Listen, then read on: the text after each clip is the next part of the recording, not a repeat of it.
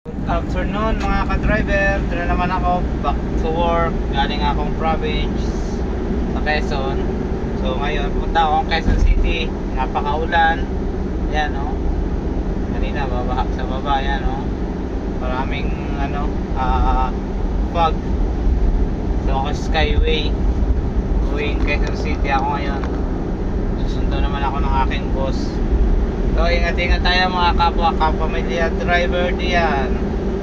Good afternoon sa inyong lahat. So ako pala ulit ang inyong family driver, Driver TV8.